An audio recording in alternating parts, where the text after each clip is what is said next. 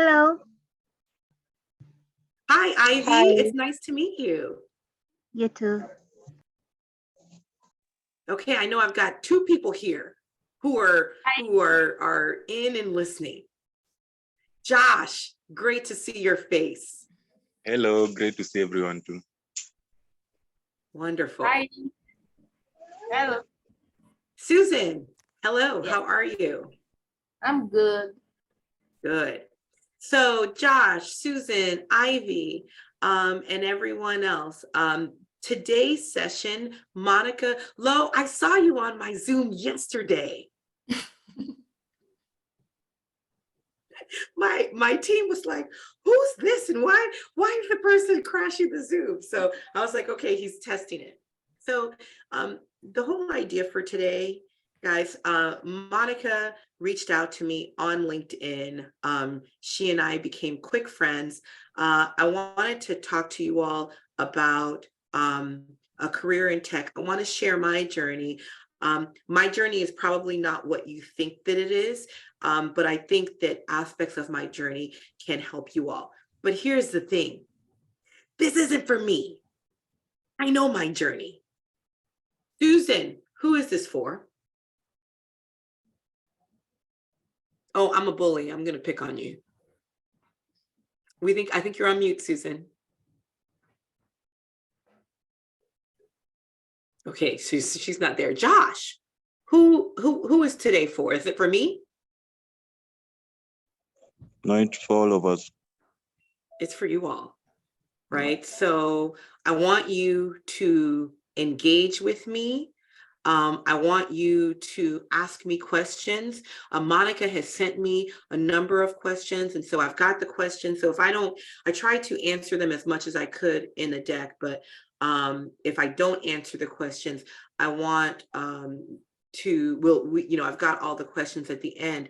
And then if you all have other ones, Monica, if you wouldn't mind watching the chat for me, then we'll make sure that we get those answered as well. Is that fair? Everybody good with that? Yeah. And you can there are these reaction things, so you can say, okay, Kate, stop talking. You're getting on my nerves. Can you cover more? Or I got it. Thank you, Shitty. I appreciate it. Okay, all right. So let me put this down. Let me start. Okay. Nope. All right. I am going to share ignore my desktop. It's really messy. Okay. Can you guys see my screen? Yeah. Okay, all right, thank you, Josh. And then you can see, I want to make sure I have the right desktop. You can see just a PowerPoint that says a career in tech. Yes. Okay. Yes, I do. Mongo, yes, you can see it? Yes, I can. Yes. Okay. Wonderful. All right. Okay, so let's talk. Let me introduce who I am. First, this is my family. I have two boys. I've got one who is in university and close to you all's age. And then I've got another who is getting ready to go into university. I am the I'm the daughter of a man from Onitsha, Nigeria. My name is actually Onyema Ara. Bet you didn't know that. You all thought I was just Black American, didn't you? No, I spent my first 10 years in primary school and secondary school in Lagos, Nigeria. Oh no, I think we moved to Abuja for 1 year. I wasn't born there, but I moved there when I was 7 months, and my brother was born there. So I am a Niger girl. I am also a hip hop instructor. This is something that I just decided to do, just to do something different, right? To do more than just work and be a technologist. I wanted to do more than that. This room that you see, this is my craft room. I'm a big crafter. And so to the left of me, or I guess that's right, is my whole craft closet. And I make these dolls for brown girls. Because here in the US, you know, when you go to the store looking for a doll, they often don't look like my nieces. And so I made these 3 for my nieces. There is my puppy. Essence is a big magazine here in the US. I was featured there like 6 months ago. I was really proud of that because when I was little, that was the magazine that my mom had that I grew up looking at. And then of course you all have seen my show, Lashes Love Tech. It's all great, right? It's like, wow, okay, you're really doing well. Let's talk about my story and how I got here. So there's me. I was one of 3 Black people to graduate with a degree in electrical engineering from University of Maryland, go Terps. And those 2 guys were my study partners. I was the only Black woman. And I think I was the second, and this was a long time ago. I'm not going to tell you how long ago, because I don't want you to guess my age, but you can guess by the age of my children. And this part is for the women. Early on, right? So starting with university, I got used to being one of, or 3 of 500 women, but the other 2 women were either white or Indian, and then there was me. I think I was like the 2nd or 3rd Black woman to graduate from the School of Engineering ever. So, you know, one of the challenges in the US is most people don't look like us, and it's a benefit where you all are. So, you know, I graduated though with honors, feeling real good, had a job with the big consulting firm. And this is what the office looked like in Chicago. Beautiful building. I'm like, yes, I've never been in buildings this high. And I felt like a real grown up. And consulting, if you all don't know, is where you go to different companies and you work. So the company that I was assigned looked like this. Josh, it doesn't look like the same. It's not as nice, right? Okay, yeah. It was really tough. I had a roommate. They forced us to have roommates, and I flew there Monday through Friday every week for like 6 or 7 months. Got there one day, and ambulance, police, all these people are outside, and I'm just pulling up from work, and I'm like, what is going on? My roommate tried to kill herself. This was my first job. I was like, okay, I don't like it here. So I failed.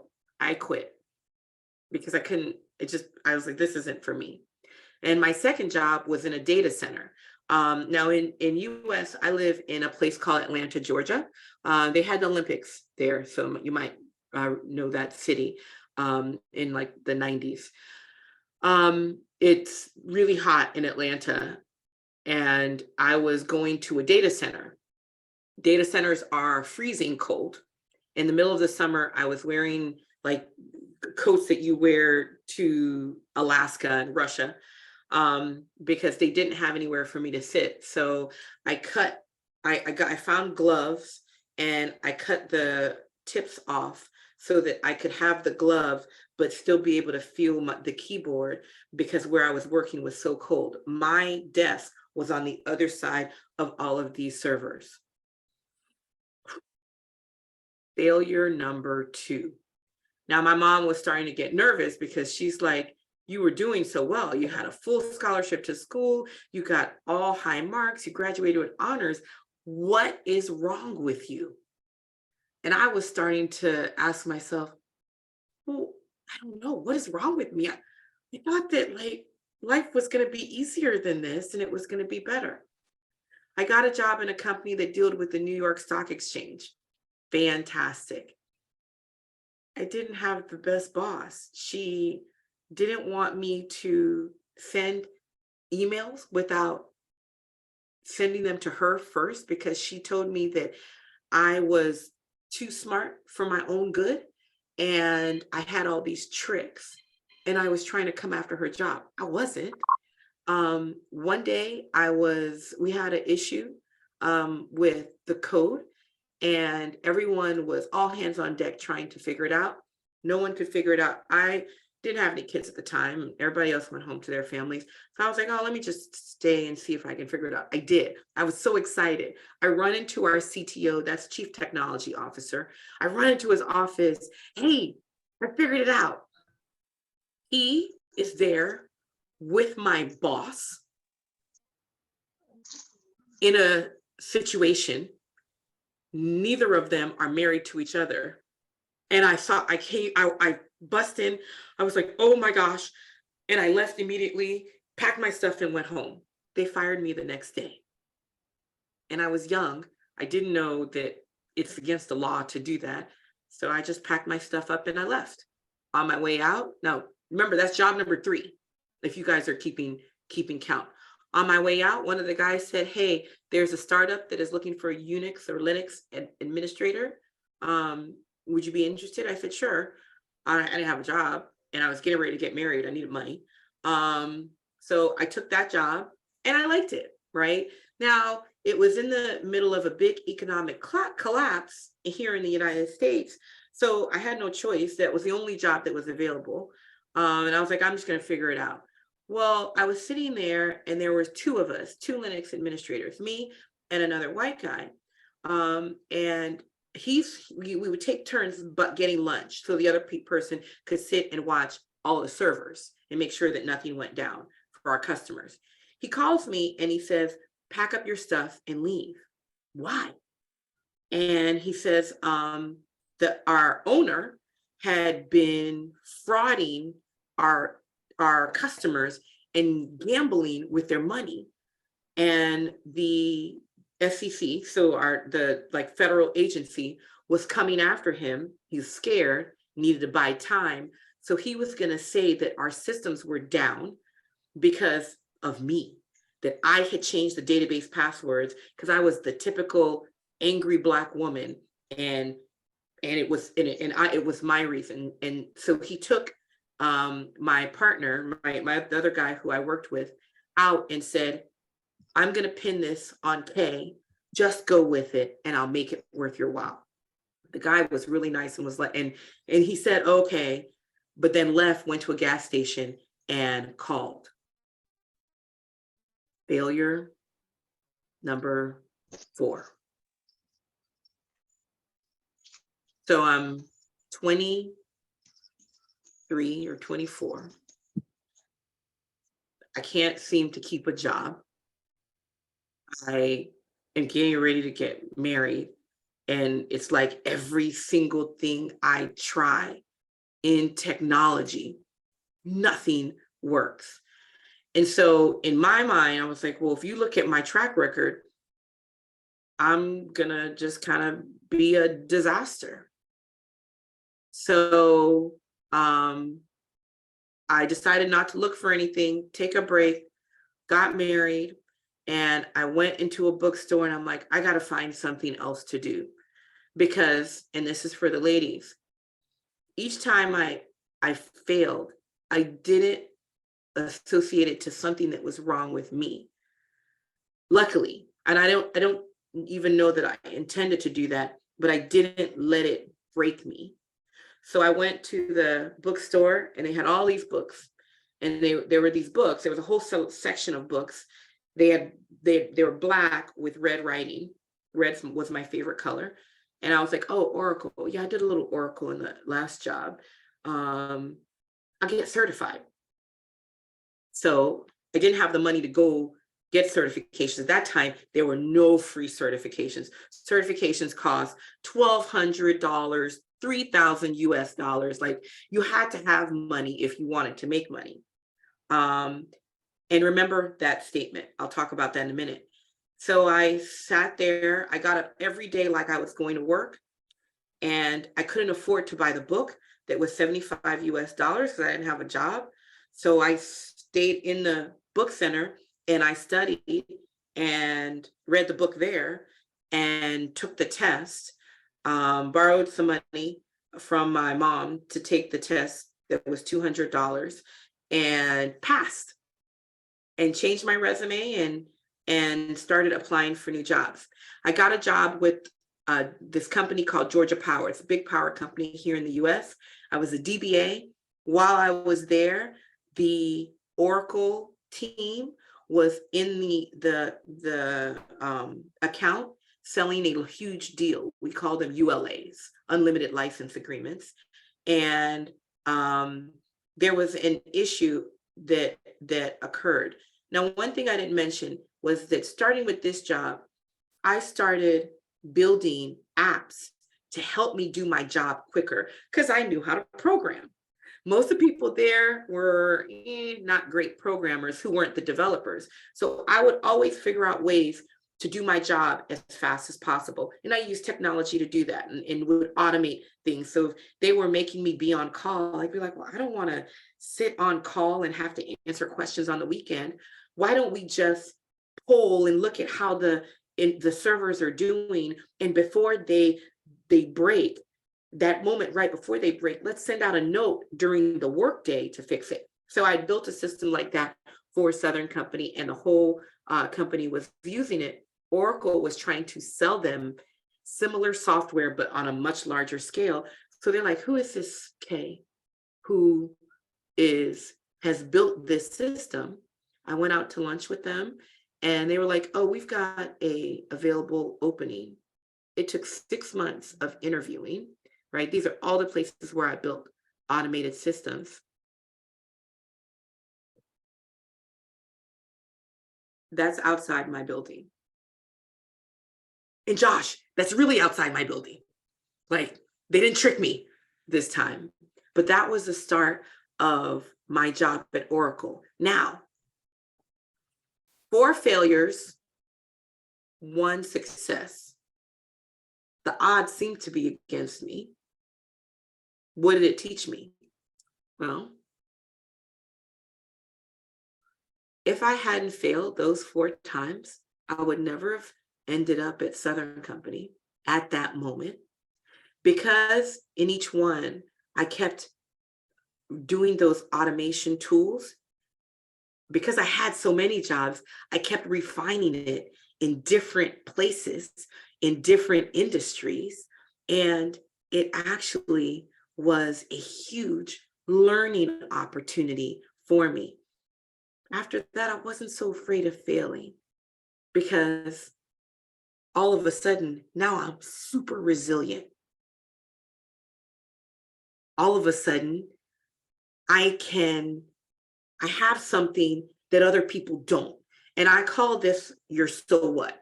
And I want you all to be thinking about what is your so what, because we're going to talk about it a little bit later. What is the thing that sets you apart? Because if you're like the rest of the pack, you don't stand out.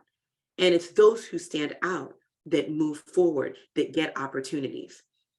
It taught me that I was really good. This is one of my so what, at learning new things really fast. So if I'm good at learning new things really fast, and I could quickly pivot inside of Oracle. I've had 5 different roles here at Oracle on my path to being an executive here. And because no one else advocated for me, this is, ladies, this is for you. Guys, this is for you too. You are your advocate. If you can't advocate for yourself, I'm sorry, your work is not going to advocate for you. Work doesn't talk, you talk.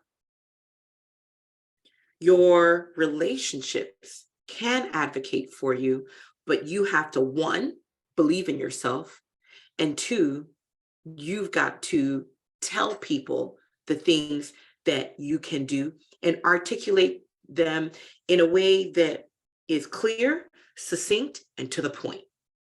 In the US, we call that elevator pitch. So it takes like 3 to 5 seconds to ride an elevator. If you got on an elevator with me, I have a budget, I have a team, I can hire. What is it that you would say to me to get me to notice you and hire you on my team? That is your elevator pitch. So I want to pause here. Use reactions. Tell me how many of you have or have thought of what your elevator pitch is. Josh, I see your yes. Are you a yes? Okay. So there's homework. Okay, all right, okay, good, Josh. All right. Anyone else?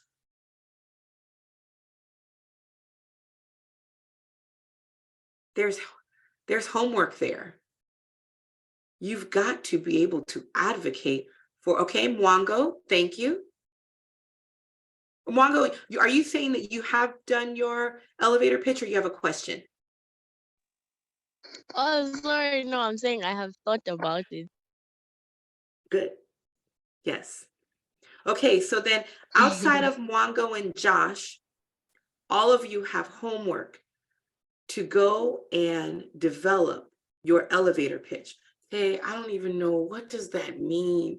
Where am I supposed to go and find? I don't know how to go find an elevator pitch. This is 2022. Search for it. Do your research. How to create an elevator pitch technology. Put those words in a search engine. See what comes back. Articles, LinkedIn, YouTube, watch it, do it. How to develop or create elevator pitch, college student.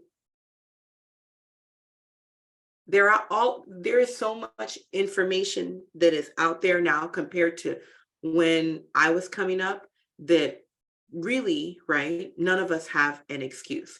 Okay, so I want to talk quickly about what I do as a product manager. This is a picture of a app that I created, and the name of it is Live Labs, and I will put I'll put the link in chat. This is a free site that teaches you how to code and work with Oracle. Monica, I noticed that you are from the Google Student Developer Club. Google and AWS, Amazon Web Services, Microsoft, and Oracle are all interwoven. And unless you're in this, unless you're in this group, you wouldn't know it. But there is a thing that is coming, and it's called multi-cloud. I want you all to also Google that. What is multi-cloud? And I'll just quickly sort of give you a quick definition. Multi-cloud is where customers and companies want to not tie themselves to one cloud, because every cloud does something really, really well. Oracle, for example, is 60% of the world's data is on Oracle. 60%. Whole governments and regimes data all resides on Oracle. I'm gonna, thank you. And if you have a customer who has some of their data or their applications on AWS, for example, but they want their data somewhere secure where it can't be hacked, Oracle has the most secure database. We were created and developed for the US government. So they'll put their application on Microsoft, for example, and then they'll put their data on Oracle. Two clouds, that's multi-cloud. So if you all don't have your Google Cloud certification, go get it. If you don't have your Oracle Cloud certification, I'm going to give you all a link at the end of where you can get it for free. My children, my family, my cousins, all have the cloud certification and have used it to get jobs, because if you get free certification, when I was coming up, certifications cost $1,000. It costs $0 to be Oracle certified. I know that because my team is the team that wrote the test. And so I advocated for it to be free so that more people could have access to start their technology careers in cloud. And you guys, if you have questions in chat, ask me and I'll be happy to answer them. And so the other tip that I have, and there was a question about this, is how do you get ahead? And you do it by finding the problems and using your so what, your particular skills to, let me mute it.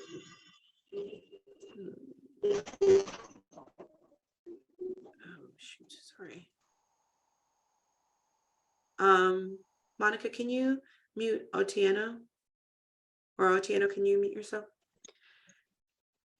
Thank you. So you want to solve the macro problems that exist. And so when I started this job, this was my 4th or 5th position at Oracle as a product manager. First thing they told me was travel to 15 countries throughout the globe and do a roadshow. I'd never done a roadshow. I figured it out. I did the roadshow. One thing that I saw with the roadshow was there was a problem. And the problem was that when you have 200, 300 people doing work on a tenancy, it's hard to provision accounts and get the tenancy ready, number one. Number two, I had to be in Sydney and Singapore within 1 day of each other. And the way that the flights were, I was going to have to delete 200 accounts and recreate 200 new accounts for the new folks because there was a cap for my account, my cloud tenancy, how many accounts I could provision at a time. And I was going to be over the water. And so I couldn't do that. And I'm like, what am I going to do? My friend said, hey, there's a blog that says that Application Express, that's low code for my developers out there, and the Oracle database can be used to manipulate the Oracle Cloud with code. I'm a coder. Remember, I love automation. So here was my opportunity to do more automation, right? Because this is my so what. Now, this time I was a director here in product management, but I had no direct reports. So I had no one working for me. I was a director of no one, really. So it required me to go back in my history and remember all of those failures. Well, those failures made me a really good coder. And so I created it. Then the pandemic hit. Now, when I showed people, they were like, ah, who cares? We don't need that because we just fly all around the world and we can provision ourselves. Well, when the pandemic hit, Oracle needed an approach to go to customers digitally. I was in the right place at the right time because of my failures. I got to present that application you saw, Live Labs, to the president of Oracle. I'd never even been on a call with her, but she's like, what's our strategy, Kay? And Live Labs was the strategy. They gave me a team. I now have 14 people working for me, 3 managers. As of August, we hit 3 million views right after our 2nd birthday. Those kind of numbers were unheard of at Oracle. And next week, if you all follow me on LinkedIn, you see, Monica, you've seen the commercials that I've been putting up with some of the folks from my team. Live Labs is a platform for Oracle's largest global conference called Cloud World. All from all of those failures that happened to me. Let me pause there. Since you guys aren't going to talk to me in the chat, what do you guys think? Are you still there? Josh, I know you're there. Monica, I see you. Thank you. Yep, we are here. Ivy, what do you think?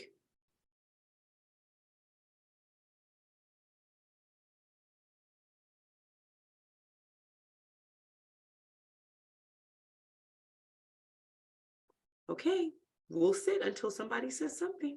I'm fine with it. No, Josh, I'm not speeding up. You won't bully me. Thank you, Monica. But remember, I said that this was for you.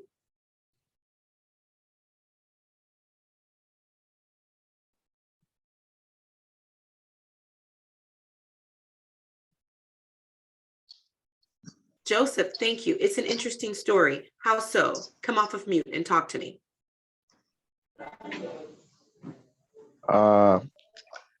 It's an interesting story as your failures shaped up your pathway to success. That's exactly it. That's exactly it. And so you all are on the precipice of careers and are going to need to choose where to work. So what do you do? Right? Part of what you do is always pay attention to your, pay attention to your brand. So if you all don't have LinkedIn, thank you, Susan. I appreciate it. Mwango, thank you as well. If you all don't have LinkedIn, I am in leadership at a Fortune 100 company. You probably should connect with me. You won't get opportunities like this all the time. And when I was young, I didn't do these things. I didn't think about my brand. No one ever told me to even consider that. I didn't understand that my brand could open up opportunities. It was my brand that Monica followed and found. And that is how I got to you.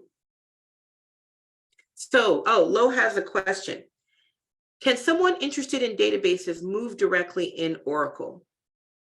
Lo, what's your elevator pitch?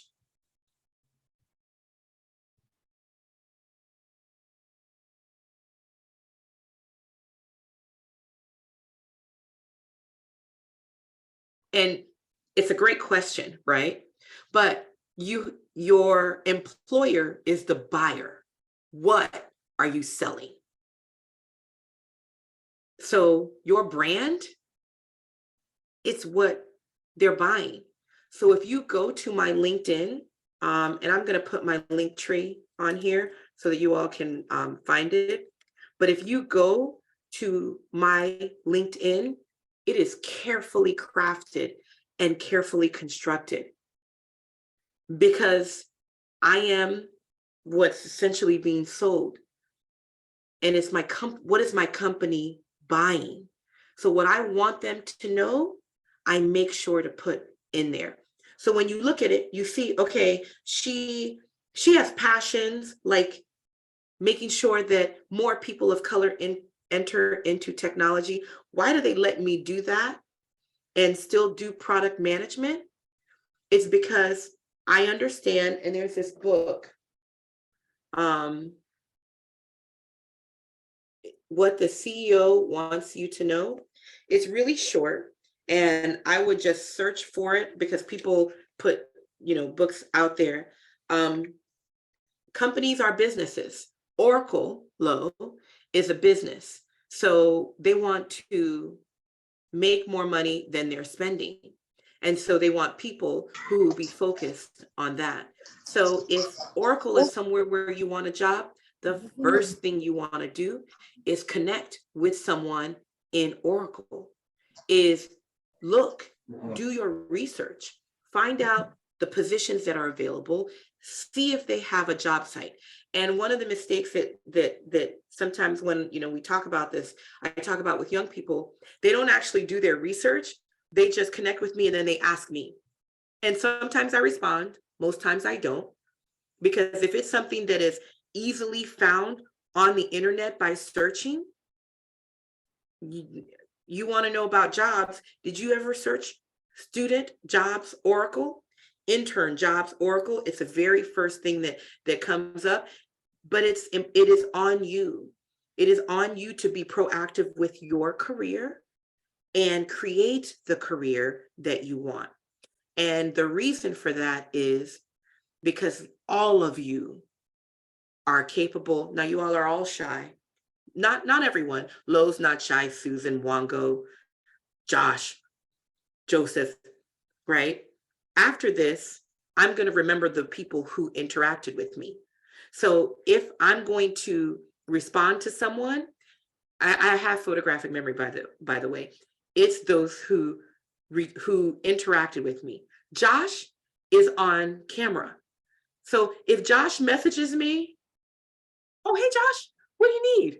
Oh, let me put you in touch with the recruiter for your area. And then I'm going to put a good word in. So when I asked, right, what do you all think? Thank you, Lord Vic. It's nice to see your face. Lord Vic's like, well, y'all not going to leave me behind, right? But we're going to talk about this. We're going to talk about relationship currency and why that is extremely important. And I want to cover this because if you all are thinking, I don't want to really talk to her, I'm not sure what she's going to say. I may not have the right questions and she's going to judge me. Who cares what I think? At the end of the day, if you have a goal, if there's something that you want, don't be silent. All they can do is say no. Yes, Lord Vic, yes. What if you are an introvert?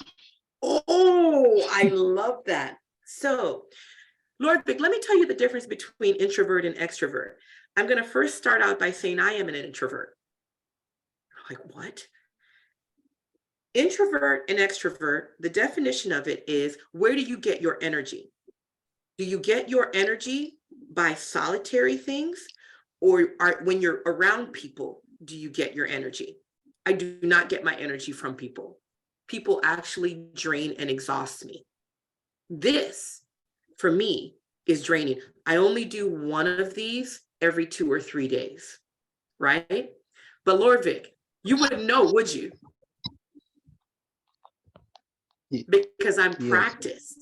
So I know myself and I know what energizes me, but I also know that in order to succeed, the things that are a part of me, I have to work on those things in corporate. And then when I go home, then I turn it off. My friends, sometimes they don't hear from me for a week, 2 weeks. And they're like, oh, Kay went dark. It's just because I need some time. I need generation time. And maybe I'm doing a lot of these kinds of sessions. And so if I'm being drained at work, I won't, reach out to my friends. So because you're an introvert does not mean you can't have an elevator pitch, Lord Vic. It doesn't mean you can't advocate for yourself. It does not mean that you can't attend Toastmasters, practice doing speeches. Some of the greatest leaders in society are introverts. Did I answer your question? Okay, so I want to talk about that. Oh, yes. Sorry. No, please. Do introverts get it easier in the field while they are setting their career and on the So onset of their is it easier for introverts or extroverts? Is that your question? Yes, because sometimes the shyness might take them off. They should live. They could live without. Do you see this here? Read that for me. Fake it till you make it.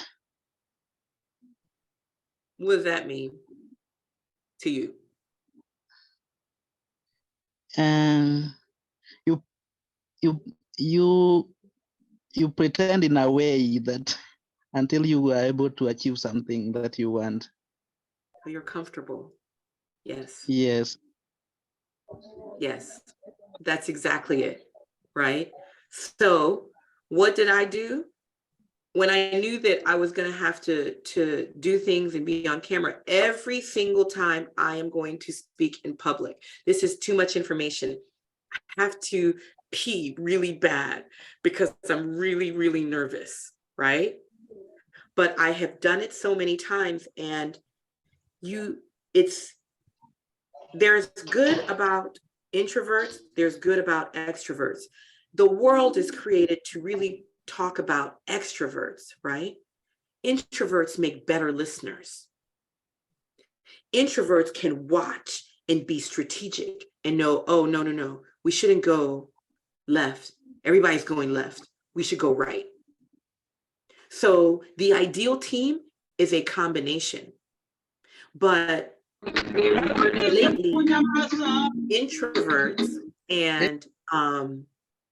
introverts and shy are together. A lot of times shy is because you feel like you don't belong, you don't know. And you have to ask yourself, when you're with your friends at a party or whatever, at a sports game, whatever it is that you like, are you shy?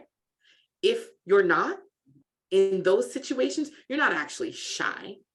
You may be suffering from something that I call imposter syndrome, which is where you're like, oh, I have to be a certain way, so I just won't do anything. I'll shut down.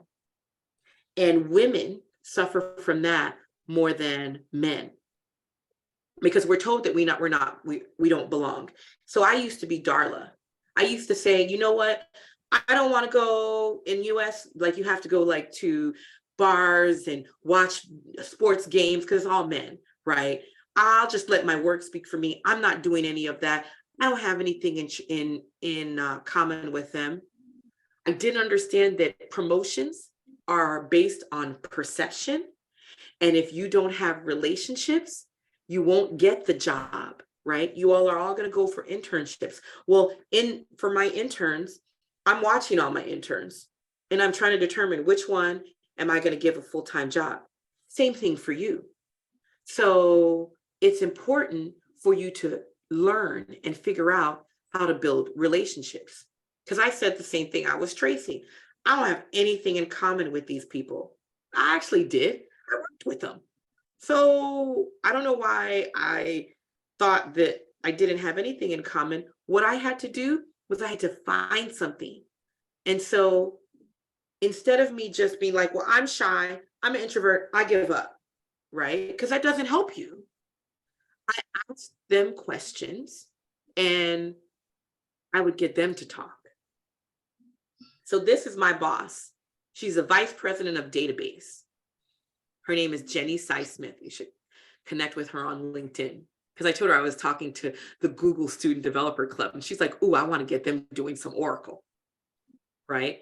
So I can have PMs come on and teach you all how to do low code, whatever that is, you all have to ask. Now, if you didn't interact with me or you didn't chat with me, the chances of me responding are, Lord Vic, are they high or low? Probably low. But if Lord Vic asks, Monica Yes, asks, right? I do have a I'll be question. like, I do have oh, yes. sorry. I have a question again. Like you might be interested in a certain area in tech. Yes. Then the environment or your area, maybe it might be obsolete. It is not applicable in your area mostly. Your country that doesn't use that need. Yes. What can someone What do can in such you a do? position? Because yes. Yes, that's excellent. Everyone has to reinvent. So technology moves so fast. You literally have to reinvent yourself every few years. Everybody, period. Before, you could be in an area and a lot of it is driven by companies. Companies used to retain the number one spot 10, 15 years. You would work in a job for 30 years and then you would retire from there. It's not like that anymore. It's because technology and innovation happens at a much faster pace. And so you have to reinvent yourself. This is happening in database right now. There are some of my peers who are like, well, this is how it used to be. And back in my day, and they can't understand how I am able to stay current. It's because I constantly reinvent myself. And Lord Vic, you should be forever learning. So right now, cloud is the rage. When I started, there only clouds were the clouds in the sky. And so as an old person, when I started this new job, I was like, okay, you look at the landscape and you have to look and see what is the new thing. Because remember, I talked about my so what?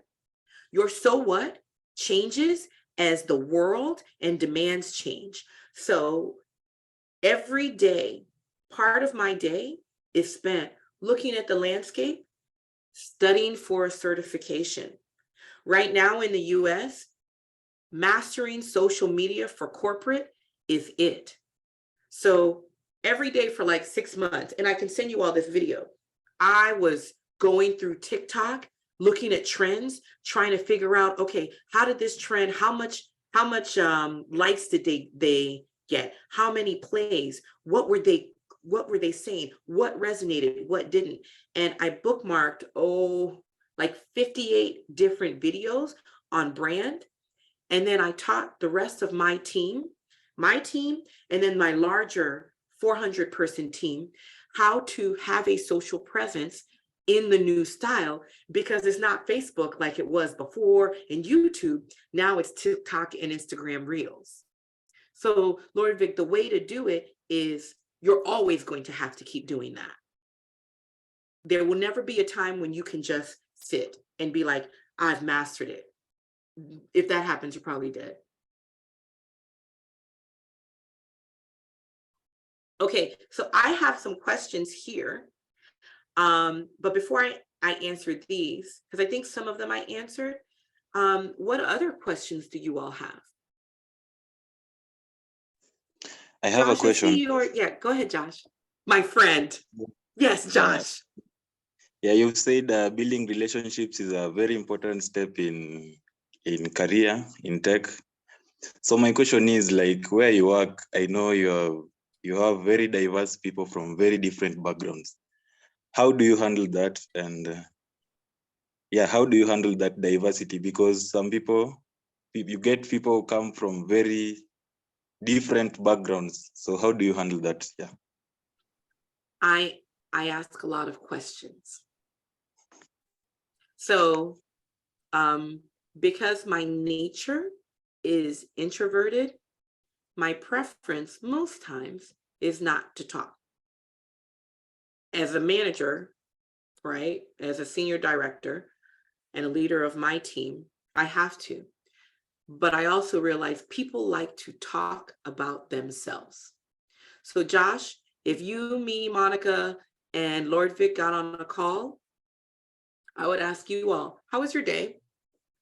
What's the most impactful thing that has happened to you in the last 2 to 3 weeks?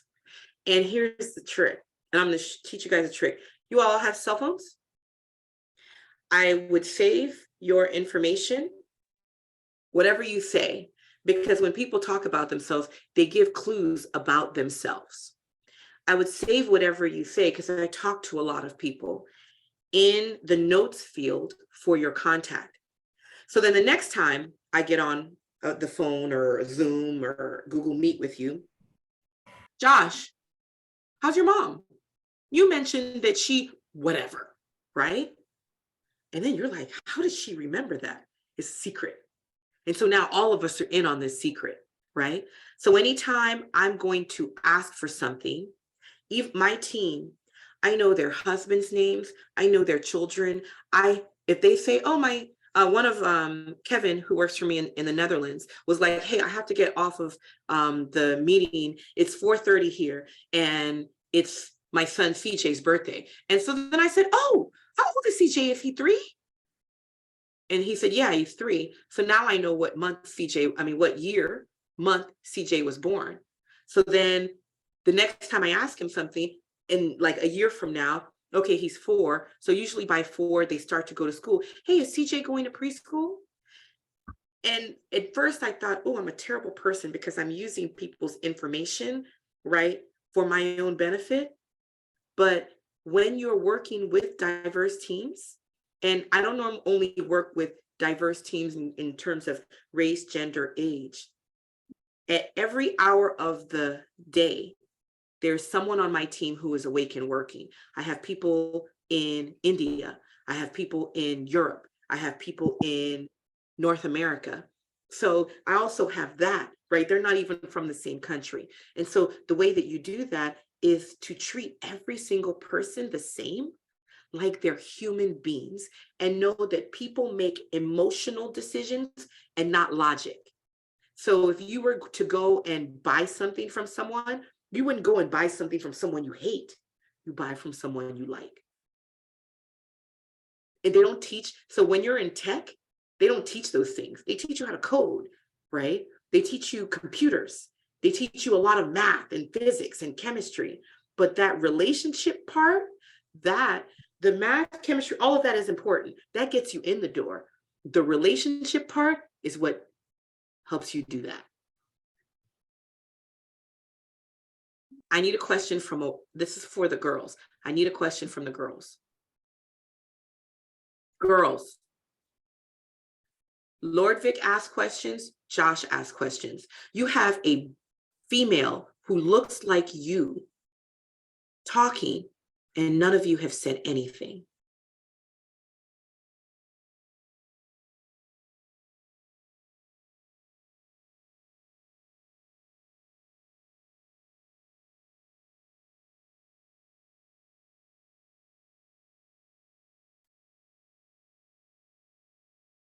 Faith? Hello, hi. Hi, Faith. I love your name.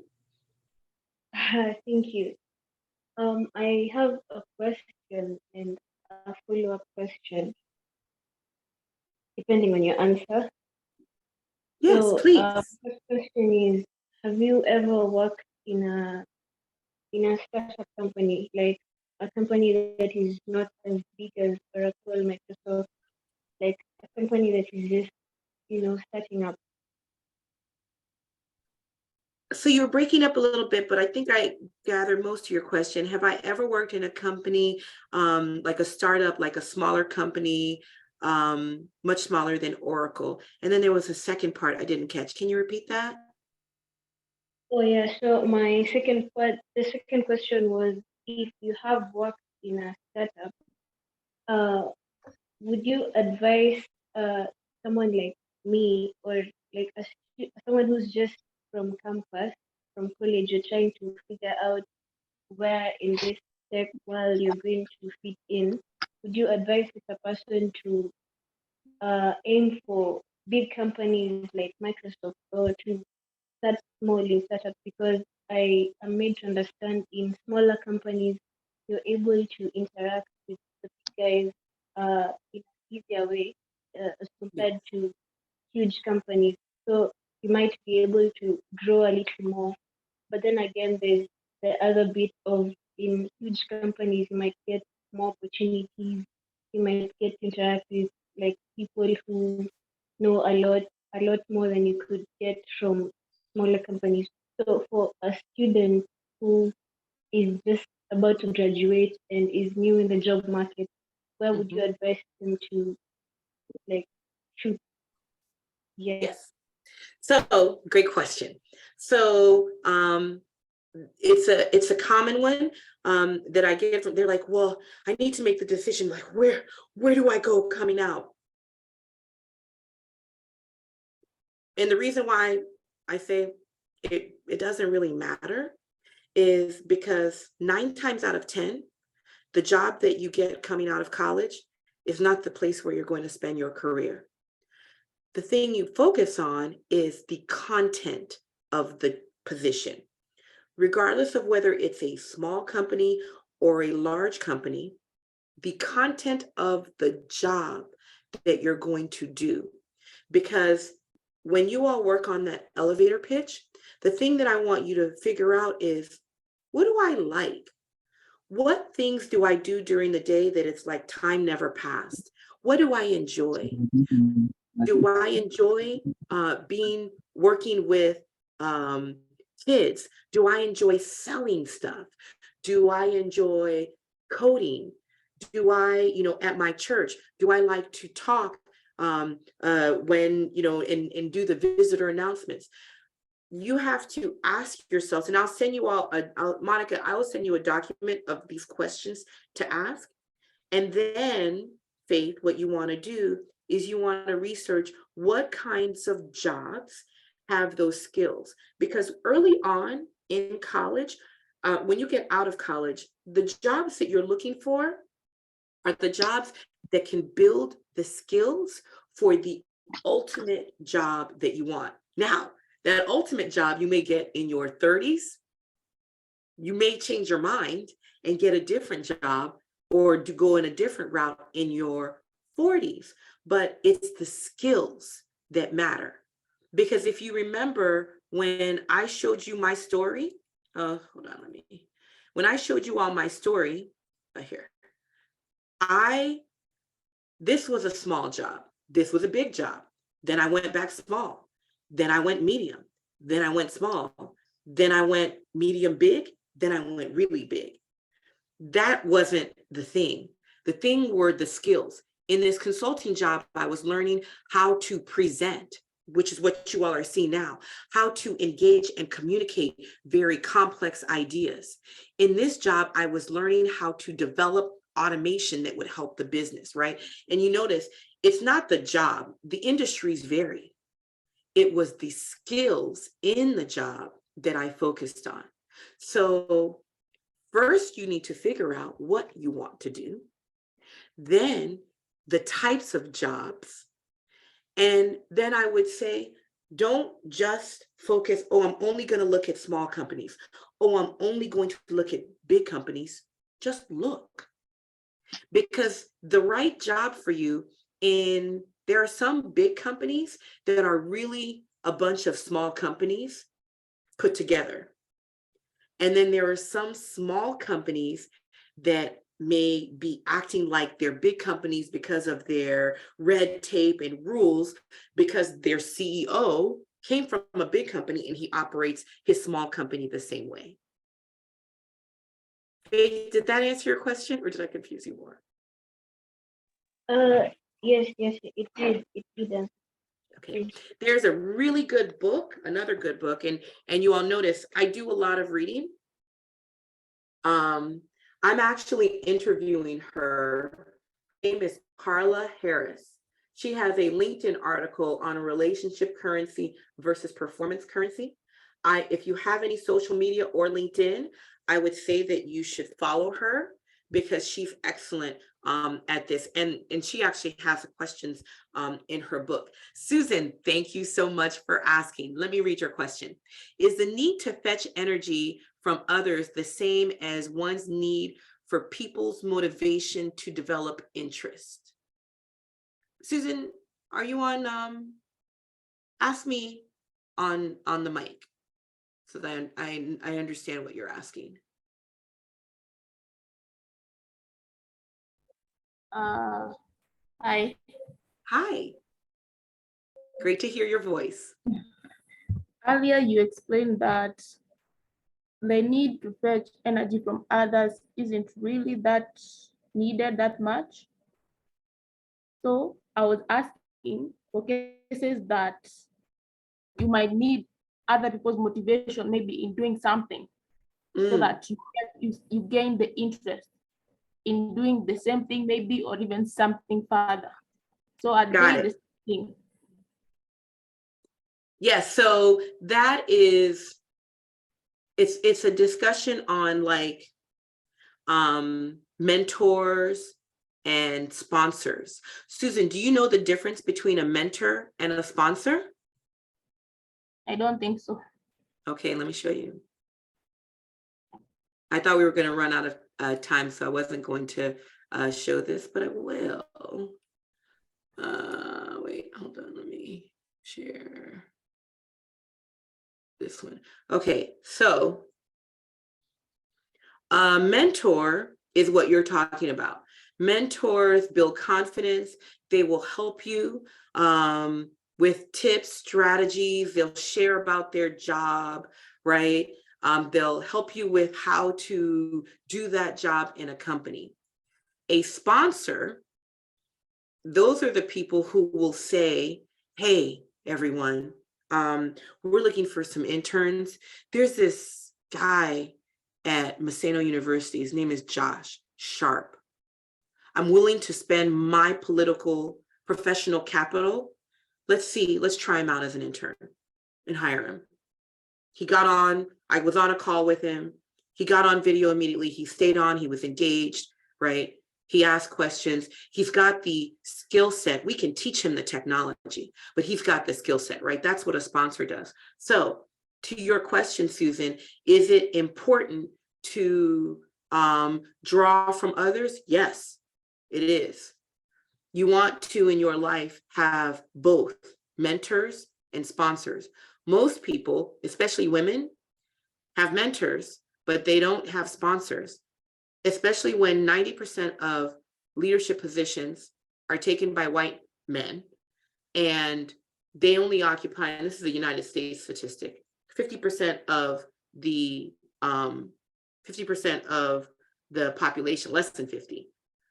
And I'm sure if we extend that globally, when you look at leaders who are women versus leaders that are men, because usually it's leadership who can do the sponsorship, it's mostly men. And so as a woman, you want to be not aggressive, but you want to say, hi, my name's Susan. Here is my elevator pitch.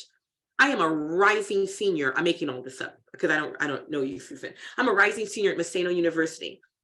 I'm also vice president of the Google Student Developer Club. And I reached out with one of my peers, Monica, and I kept a relationship going with Kay Malcolm. Drop names, use me. Kay Malcolm at Oracle, she's a leader there. And I got, not only did I bring Oracle, their certifications and their products to Maseno, they are now a sponsor. I'm interested in your company. Susan, who will say no? No one. No one. Mm-hmm. So do you see, and it didn't require me, Lord Vic, didn't matter whether I was an introvert or an extrovert, but it did require me to advocate for myself. And I have gotten so good at it. Remember, fake it till you make it? I have gotten so good at elevator pitches. I could even make up Susan's elevator pitch and sell it to you all, and you all know it's not true, but you're like, oh yeah, that sounds good. You guys should have to get good at that too.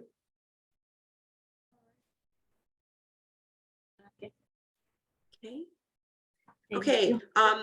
We are running low on time. I can stay for 5 more minutes. Of the questions that you all sent me,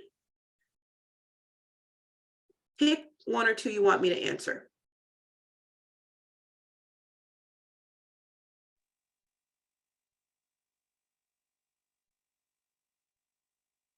That first one I'll answer really quick. Is the number of women in tech growing? Who cares? You don't need them to be successful. Are you growing?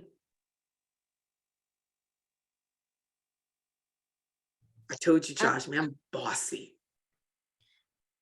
Hello. Hello. I would like you to answer. Yes. What advice would you give to someone who's confused in selecting a career to major on? And is this the career to major on in university, right? Oh no, I'm working. I'm done with university. Oh, you're done. Yeah. Okay. Okay, so yes, okay, now I get it. So Mwango, my advice would be research. Okay. Take advantage of platforms like LinkedIn, job platforms, find and just search. I'll send you all the questions I'll send it to Monica, and if you can send it out to everyone, I'll read some of them, but you want to figure out what you like to do, and then the job should fit that. So let me read to you some of them. Do I like working alone or in teams? Do I like problem solving or executing? Do I like building processes or developing solutions? If you don't even know what that means, what should you do? Research. Yes. Talk to people. Okay. Right? Yes. I don't even know what a developer does day to day.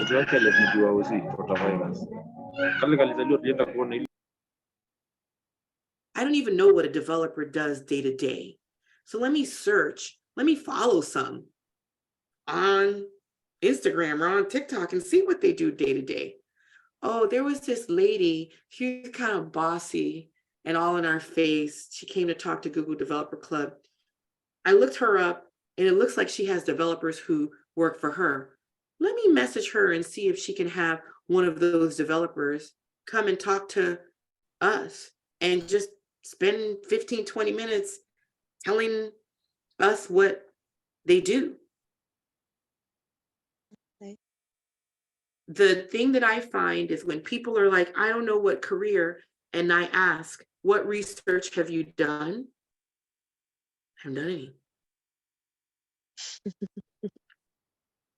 Oh, before I lose you all, I do have, so there was a question about, are there programs offered by Oracle, which the Google Student Developer Club can be part of? Yes. So this link here, I put it in my, my link tree. If you scroll down, there are 2 free certifications that aren't going to be free for much longer. I want everybody on this call to get them. It is going to be new content, but you are always trying to figure out, do I like something or not? And Google and Oracle are competitors. So if you are in the Google Student Developers Club, and then you position yourself different from everyone else as multi-cloud, there are students who don't even know what multi-cloud is. But if you're like, I have multiple cloud certifications from multiple companies so that I can help companies effectively create solutions that are hybrid cloud across the best of breed in the clouds, you would want to hire me.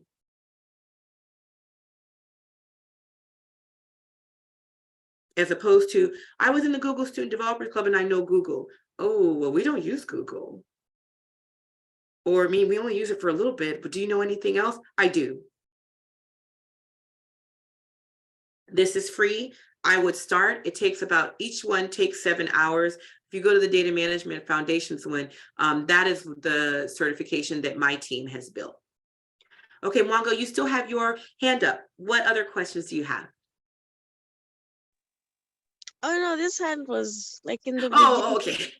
It's You sorry. there? Okay. Ooh, Lena. I've been having issues with my confidence. Lena, let me tell you a secret. So has everybody else. Pick the most confident person you know of. Tell me their name. Hello. Okay. I think our class rep has been confident, and I always admire his confidence. Yeah. So I always want to be like him. That confidence of talking straight to the eye to someone. Yes. But sometimes, yeah, that one. How much do you practice? How many hours per week do you practice that? Not frequently. How can you get good at something if you don't practice? Pardon? How can you get good at something when you don't practice it? I think I should start practicing. I think you should start practicing it. Yes. Do you know how I became skilled at speaking like this? I watched a show on Netflix called Being Mary Jane. Is Gabrielle Union. I don't know if you all know who she is. She was a Black reporter, and I would record parts of it. And then in my bathroom, I mean, like me, right? In my bathroom, no one has to know. I would look in the mirror and I would copy all of her mannerisms, the way that she would do that, the way that she would lean into the camera. Sometimes she would go, right? Until it became part of me. So the thing about confidence is you have to remember that everybody has issues with confidence. Most times people think, oh, I don't have a lot of confidence, and they see someone who does, and they're like, they have all the answers. There was a time when they didn't know how to either. There is I want you all to also watch on my podcast. It's called Daddy Lessons. And Eddie Ambler, one of my friends, says, things are hard until they're easy. But it's one or the other. And you just have to practice and work at the hard things until they become easy. And then you're like, oh my gosh, well, that was so easy. But at one point, none of us knew how to walk. And the crawlers now are looking at us like, man, they're so good at walking. It's walking. If confidence, and it's not confidence, change your script. You don't have a confidence issue. Even if you do, you don't. You have a challenge speaking clearly and succinctly while looking people in the eyes. So just work on that until it's good. Then, okay, now you may have a issue talking to large groups. Then practice that, right? Take them in small chunks because you can't fix everything all at once. Does that help? Yeah, it helps. Okay. All right, last question. Thank you. You're welcome, Lena. It's a pleasure to meet you. Pleasure to meet you too. Anyone else? Was this helpful? Josh, Last question. Monica. Oh yes, Lord Vic, come on, let's do it.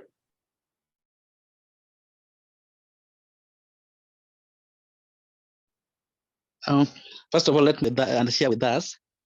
My question is, will you mind sparing your time again to share with us in case we try to reach you for advice?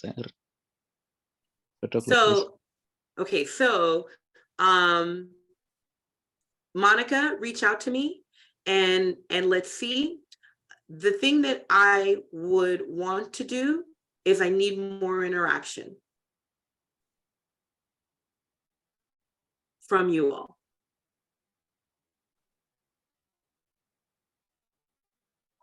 Okay, thank you. That's right. It's tough. It's tough to come out and speak. And, I get asked to do these lots and lots of times. As a club, I want you all to meet with each other and talk about what's our rules when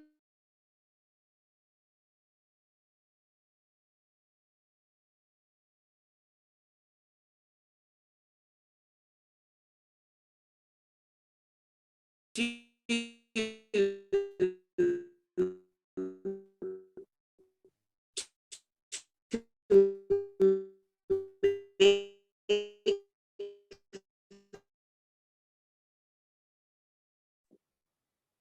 got it? Yes, we get you. Will try to. Oh, was we'll it try to Monica? Were you share. able to hit there's like a stop button?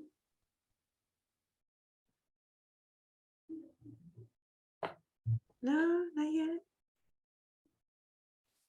Okay, so Were you able to stop it, Monica? Yeah, I'm back now. Oh, okay. So okay, okay, I'll try and get more of the members to join in. Actually, I really want No. It's not an issue of more of the members. It's an issue of engagement.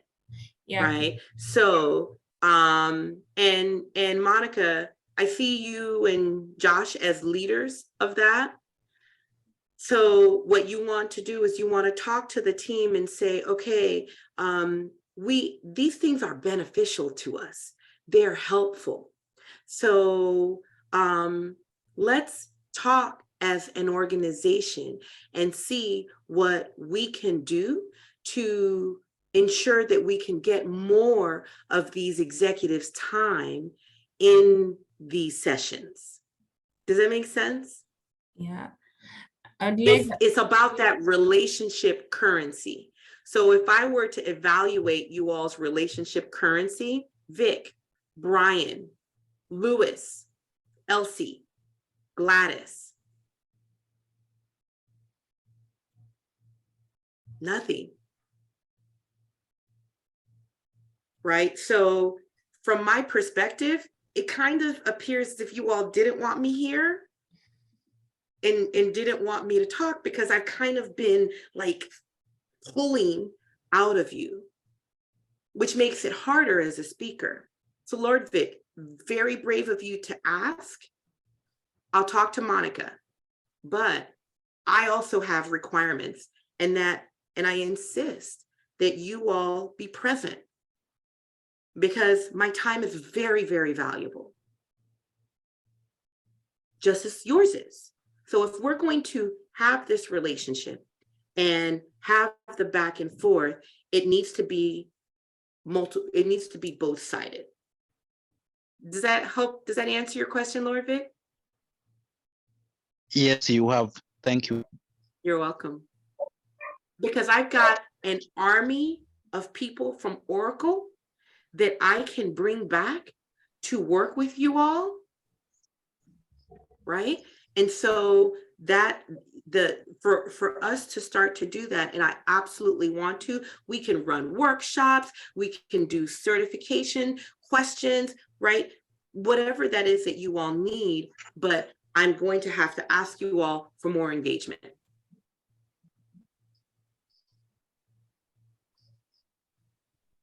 Okay? Okay. So the thing I want to leave you all with is, I want you all to promise me to be brave. I want you all to find problems that exist, and I want you all to solve them. I want you all to be yourself, whether you're an introvert, whether you're an extrovert, it doesn't matter, because you matter and you are capable of doing amazing things. So be you. And then if you fail, it's okay. Because now you've heard from this lady who failed like 4 times. And she kept failing because this was the job that was for me. As you all are in these careers, or you're trying to figure out what you're going to do, it is okay to try things and say, that I tried it, I didn't like it, and I'm going to try something else. Now, of course, you don't want to do that a lot, but that's how you find out what you like. So thank you, everybody. I appreciate you all spending your evening with me. Thank you. We appreciate you too. Thank you. My pleasure. Have a good weekend. You too. Good Bye. Thank you. Bye.